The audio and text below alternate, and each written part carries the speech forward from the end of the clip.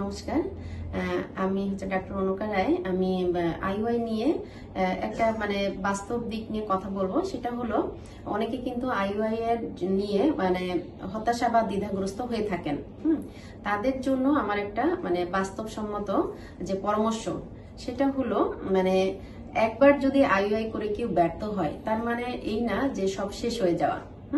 আবার অনেকে মনে করেন আইওআই মানে হচ্ছে 100% সাকসেস রেট। অনেকে মনে করেন আইওআই মানে আইভিএফ, কিন্তু বেসিক্যালি না। একবার আইওআই সাফল্যের হার 17 থেকে 20%। হ্যাঁ, এটা আমাদের মাথায় রাখতে হবে। এবং 3 থেকে 4 বার কিন্তু আইওআই করা যায়।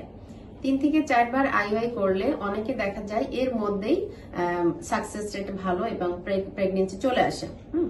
এবং পরবর্তী যে চিকিৎসার ধাপগুলো কিন্তু আমাদের ভেবে নিতে হবে।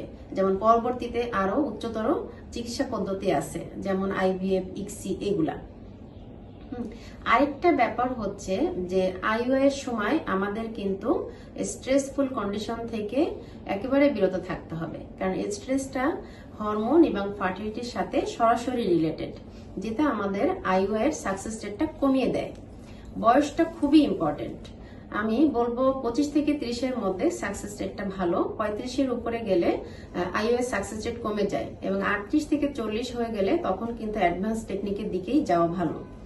আবার আরেকটা জিনিস আমি বলবো, অনেক সময় রোগীরা এসে বলে যে ম্যাডাম আমাকে আইওআই কেন করছেন। এই জিনিসটা থাকা ভালো, কারণ পরিষ্কার থাকা ভালো যে ডক্টর এবং পেশেন্টের ভিতরে রিলেশনটা এমন হইতে হবে যে পেশেন্ট জিজ্ঞেস করবে, ম্যাডাম আমার চিকিৎসা পদ্ধতি কি, আইওআই কেন, এবং এর সাকসেস রেট কেমন, এবং আমি কতবার করতে পারবো।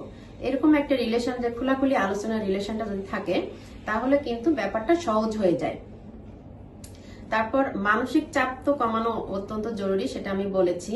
বয়সটা অনেক ইম্পর্টেন্ট। এবং একটা জিনিস আমাদের দেখতে হবে যে আইওআই যদি একবার বা দুইবার করার পরে ফেইল হয়, তার কারণটাও কিন্তু খুঁজে বের করতে হবে। তখন কিছু হরমোনাল ইমব্যালেন্স থাকতে পারে এবং টিউব ব্লক থাকতে পারে। এগুলো আমাদের বের করে কারণ খুঁজে বের করতে হবে। এবং এক্ষেত্রে যদি দেখি যে আইওআই সাকসেস হচ্ছে না, তখন কিন্তু আমাদের বিকল্প চিকিৎসা পদ্ধতি ভেবে নিতে হবে এবং পেশেন্টকে সেটা বুঝিয়ে দিতে হবে যে নেক্সট পদ্ধতিতে আমাদের যাওয়া উচিত।